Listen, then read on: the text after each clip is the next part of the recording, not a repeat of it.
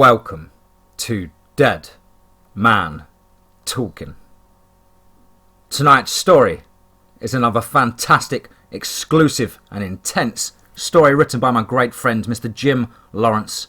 And wow, once again, chapter 5 now, guys, in this amazing series. The feedback has been phenomenal and very, very, very, very humbled by your words to both of us. I know Jim is.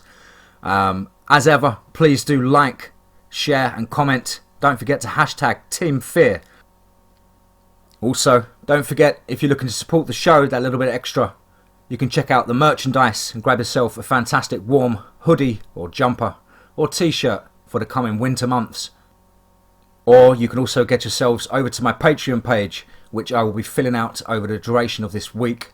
And I will leave all the links for that in the bottom below in the description box. As ever, without further ado, let's get into tonight's story, entitled The Scariest Thing in the Woods, Chapter 5, Alpha. Let's get straight into that.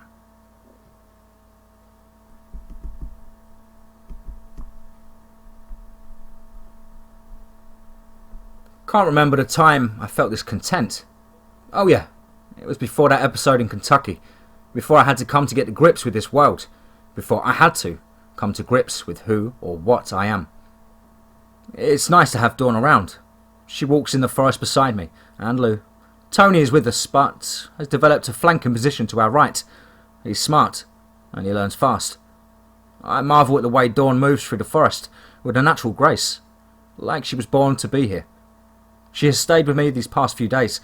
I offered her a bed in the station, but she preferred the woods, like me. She has so much energy and an uncanny grace, almost like a deer. Good Lord, am I that stupid? No. No wonder she smells so sweet. Like prey. She is a dear woman. An elder Shay in spirit, I say to Lou, who just gives me a superior look. I guess Bob was right. You are the smart one in this group. Lou cocks his head to the left. Watch it, dog. Remember, you can be replaced. Lou cocks his head back to the right. Smart-ass wolf. Come on, we need to catch up. That afternoon, we talk of what will transpire soon. She tells me, you must continue to gather your resources. Time grows short, and you have the problems to overcome. Your strongest companion must stay in the shadows, while your most loyal companion is your heart and soul, and your most intelligent companion, and is obsessed with things that should not be known. Your control will be tested, as will your heart. I am leaving tonight. I must go and speak to the Chiaki Tanka to see if I can enlist his aid for this fight. Goodbye for now, Hetemi Honohe.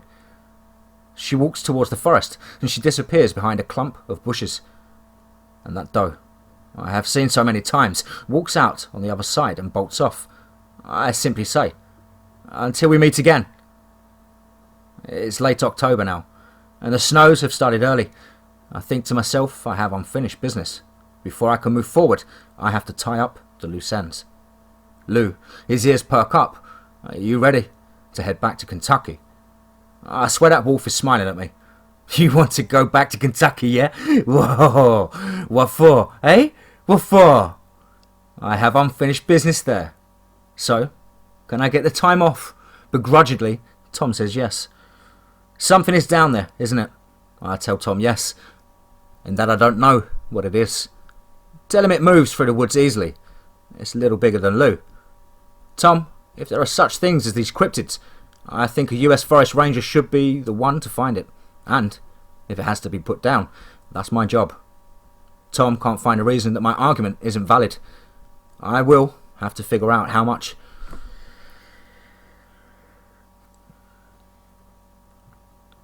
I will have to figure out how to turn it around, though, once I find this thing.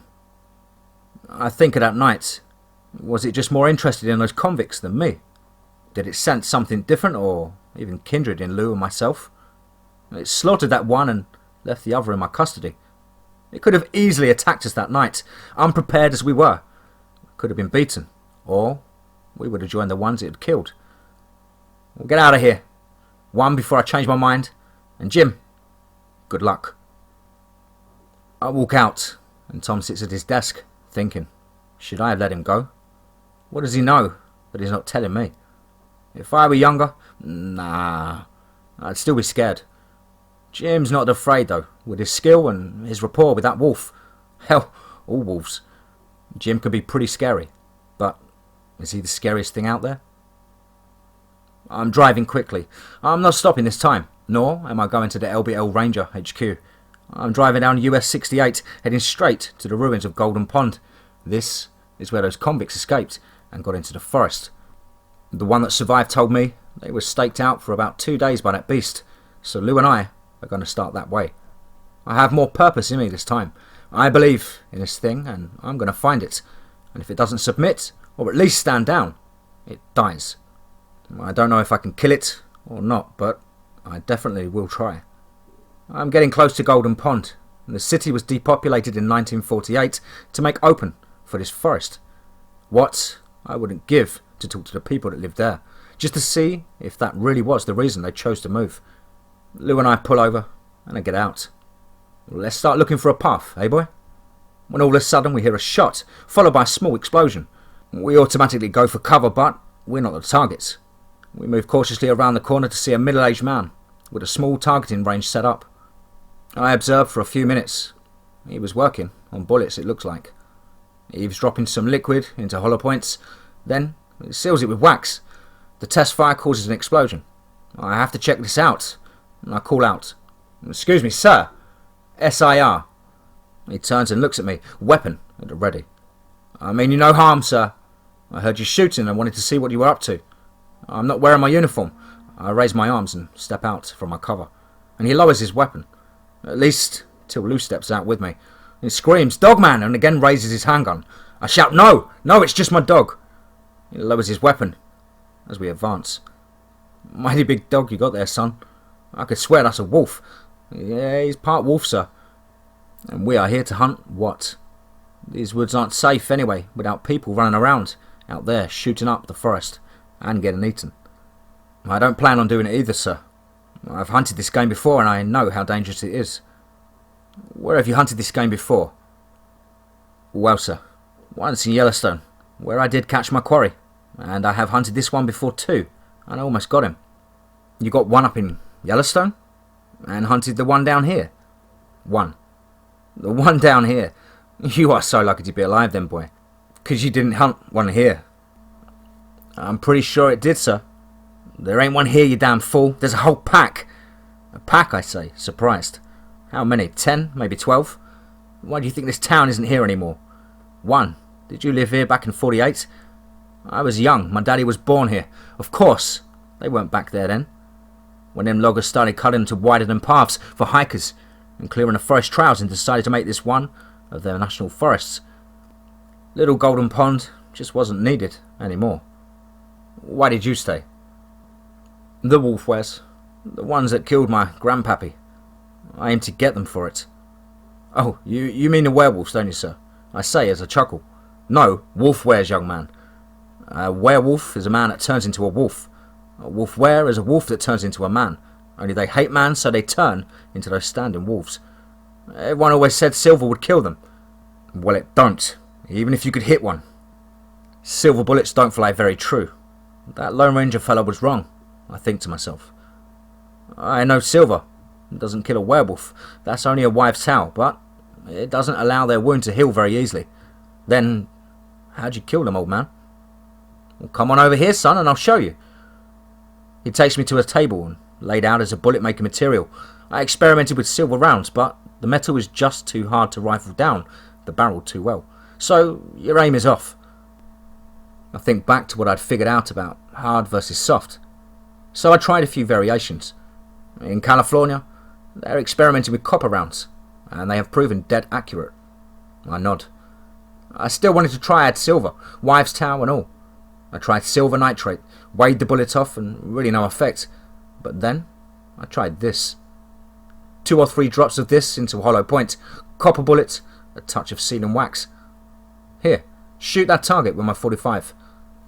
There is a can set up about 20 yards away. I aim and fire. The second a round impacts a can, it explodes. No more can. That's amazing, sir. Can you do that with a 308? I think so. He goes about resetting his equipment for a 308. He's using copper in a round. He asks me again what grain I want. 180, I tell him. He measures out the powder, then takes the copper bullets and puts it in the drill press to make a hollow point out of it. Then he applies the quicksilver or mercury to the hollow points and drops the wax on it. In a few minutes, I am standing in front of a 100-yard target. The old man says, "Try it." I fired a round and again the target explodes on impact. I think to myself, I may just have evened the odds with this new weapon. The next morning, Lou and I head out. I have 20 of the new rounds on my rifle and 5 in my 50 cal revolver. After what the old man told me, the dogmen had become upset when they started to deforest the park. A pack to deal with. And that means I have an alpha to deal with also. And that's always dangerous, even for me. Well, before I enter the wood, I call for a few favours. I'm going to meet with Mr. Lawrence in Candon. He's the county commissioner and one of the 2 people responsible for logging. I am interested in seeing the records and seeing the logging sites, unless I miss my guess. There will be a connection with that and the attacks. Also, I want to find out if this man knows more than he's telling people. More than likely, he's stirred up his hornet's nest and is standing back while people get stung. I meet with Mr. Lawrence and I told him about the process of clearing trails and campsites for the tourists to pump in the revenue.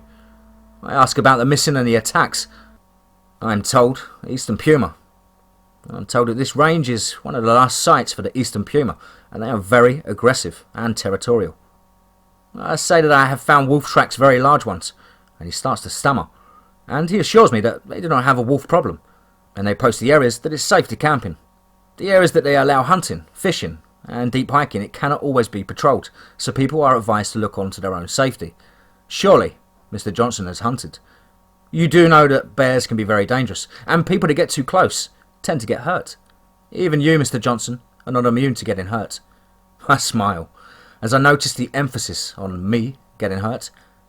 I'm pretty at home in the woods, Mr. Lawrence. I'm not worried about getting hurt, as I pat Lou on the head. Lou and I have tracked wolves, bears, cougars, and other things without incident. Sure you wouldn't like to accompany us on this outing? You can check out your sites. Oh, no thank you, Mr. Johnson. Just as I expected. We head back and I'm fuming. It's like I've said 50 times and over. These are not the monsters. Man is the monster. First Tony just wanted to fit in and be left alone. Next, the Bigfoot wanted to be left alone. Those Marines were the monsters.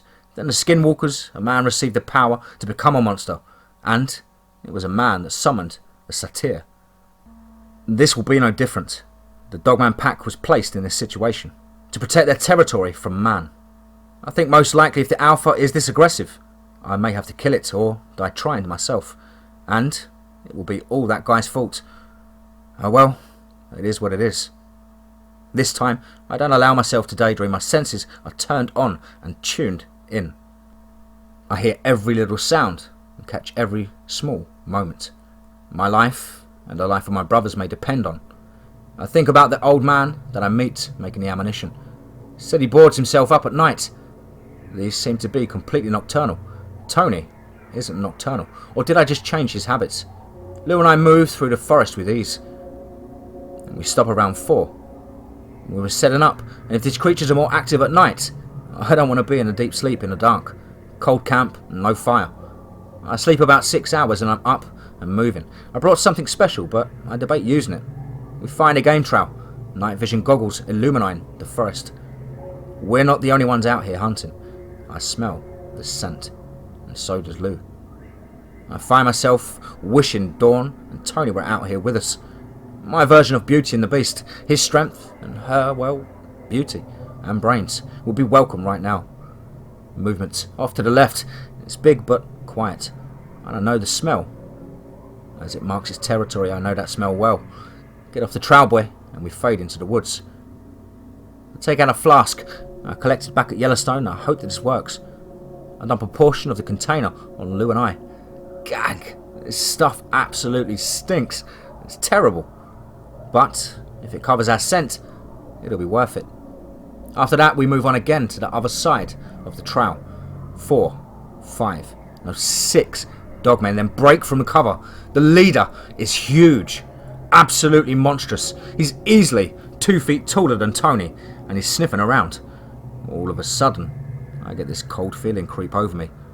He's hunting me. I have my rifle at the ready. They are looking for my trail but can't track it. The trick must have worked. They can't pick up my scent. Except on a smaller or younger dogman seems to be looking in my direction. And now he's looking right at me.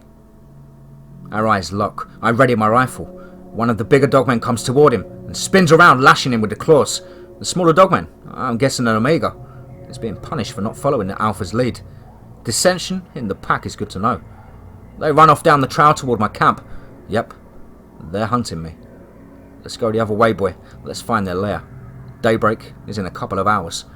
We need to find the mouth of the cave. I remember what I first said about these creatures. They are messy eaters, and they are. They are not wolves. No self-respecting wolf would leave trash like this in front of their lair. Wolf lairs are clean. They are only used to raise pups in. The rest of the pack rarely enter them. The alpha female births her pups, and the rest of the pack bring her food, and then the nannies clean it up, almost like the wolves know that the decaying flesh and bones isn't good to be around the kids. I don't know how long I have to explore this out. Oh well, and I go. Damn it, I'm not alone. And Nanny comes in from behind a rock. Lou and I duck into the caves. Our scent is still masked. Nanny looks around. The alpha female comes out with 2 pups. Lou and I are hidden for now, but this isn't a good place to hide. Remember what I said about the way wolves keep their lair? Well, this is definitely the maid's day off. Either that or they ate her. The rest of the pack will be returning any minute now. I have literally been between a rock and a hard place. The 2 females go farther back into the cave, and I see our chance. We hot-footed out of the cave there, and in the nick of time, we're just in and over the brush cover when the pack returns. One is carrying a deer carcass. The alpha is carrying what looks like a human body in ranger uniform. Damn! I'm going to have to take pleasure in killing that SOB. 2 guards are left out and 1 beta, and that same Omega that had seen me. The beta is asleep and the Omega is on patrol. He sniffs the air and comes towards my hiding place. I have used the last of Tony's piss to mask our scent, but this Omega has a good nose. He moves through the brush towards me. I know the fight will not be silent. Damn, I'm as good as dead unless these new rounds work like I think they will. I don't want to kill the entire pack. The Omega steps in front of me, teeth showing in a full snarl. I level my rifle. It doesn't attack. Lou and I back up slowly, but the DM doesn't make any move towards us. Then the unexpected happens. He points to my rifle, then points back to the cave, and then makes a mimic of an old man.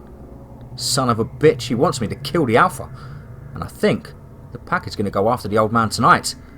He looks at me and turns to run back to the cave entrance. He gets back in time to run into a very angry alpha that has come out, who slashes his claws across his face in a show of dominance. Lou and I sneak away as quiet as possible, and on a full run ahead back towards Golden Pond. I tell the old man that tonight there will be trouble, that he will be attacked by the pack. The old man laughs and said, yeah, they've tried that before, and they haven't got in yet. Well, I tell him their leader has worked them up. Then let's get ready to fight, son. There are hardly any buildings standing anymore, most of it's been knocked down. The old man boards himself up and asks if I want in. No, I'm better outside, thank you. So I find me and Lou a place to wait this out. Not long after nightfall, it happens. There are at least 12 of them out there. 2 of the DMs rush the door and are greeted by a shotgun blast. They retreat. I remember though the old man doesn't have a high-powered rifle. 2 larger DMs are moving to the side of the house, now flanking the door. Damn, these creatures are so smart. They're using something to get purchase of the door, as they pry it out and then grab hold of the edges. One howls in pain as he pulls back a nub of a fist. The big beta on the other side jerks open the door hinges and reaches for the old man. The alpha steps out, and I have a decision to make. I hope this works, and a fire hitting the big dogman in the back. Boom! The bullet explodes, and the dogman crumples to the ground. Still alive, but his back legs don't seem to work. All right!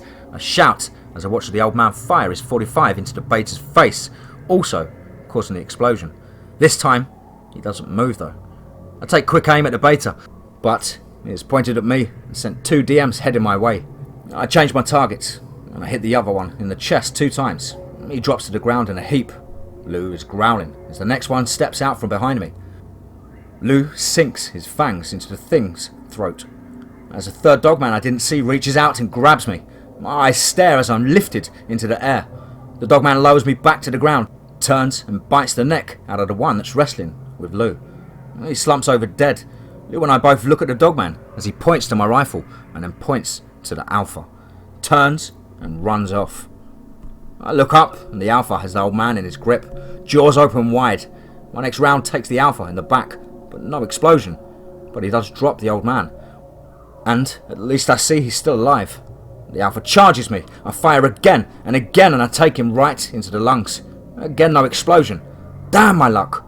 Lou hits him solid. He's learned how to fight these things. I pull my kukris and go in to help Lou. The old man yells, "Step back!" And we do, and he fires that .45 again. His explodes with a solid force, and the dogman sprints off. I retrieve my rifle and give chase. I'm glad I have the stamina. Lou and I chase this thing all night long, and he's headed for his lair. He reaches his lair just ahead of us. These things are fast as hell. And we get there just in time to see the conclusion. He stands in front of the Omega that will not allow him to enter. He's too beat up to fight his way in. He begins to run away, and he doesn't get far, as another round hits him in the base of the skull. This one explodes. He doesn't move again. I leave and I make my way back to the old man's place. There are no dead monsters around. The old man is fine, and tells me they carried off their dead. I tell him I don't think that you may be bothered again. And we say our goodbyes and I leave. I spend a restful 2 nights in the forest wondering what is accomplished. I killed a problem animal. My job? Though he was most likely driven mad by the people invading his territory. After day 2, I make my way back to the dogman den. There is a world of difference. The outside is cleaned up, and it looks like a normal den site now. At least, I hope this is over with. Phew, boy. I'm tired. Let's go home, eh? Yeah, come on. I think big teeth and big claws versus big gun and expert shot. This time, the gun won. And there's no question of just what is the scariest thing in the woods. First, the US Marine Corps, now the US Department of Interior. Are you trying to start a war with a government? A government that, I remind you, pays your salary. I know, Tom. I just can't stand this cover-up crap. There's no more to it. But son, tell me the truth. What did you find out there? I can't say yet, even if your job depends on it. Does it? No, but they're talking about you just being a ranger. No hunting, no federal marshal, and putting you in a small park away from any action. I would quit, and you know that, and they know that. At least if I stay here, then you can keep tabs on me. I told him that too. Tom, please, don't make me say more now, but I will tell you this. I have written a journal. It's in my foot locker at the station. It has everything that's happened in the last few days written in it. If I don't come home from one of these hunts, please read it. It will tell you everything I have learned since my first trip to Kentucky.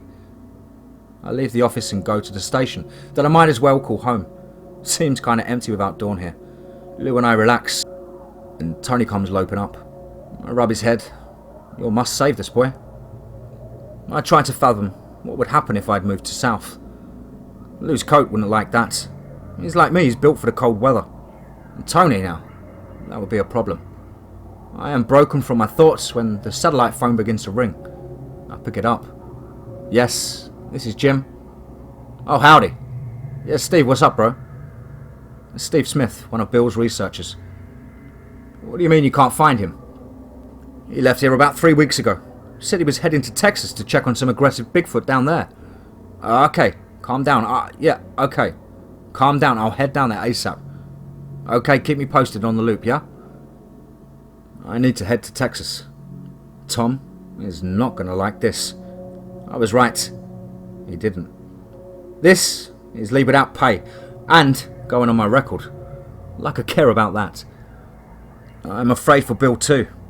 He told me some scary stuff is in that area. And I'm about to play right into it. The thing is though, the thing that worries me the most is if I keep this up, I may turn Tom into the scariest thing in the woods.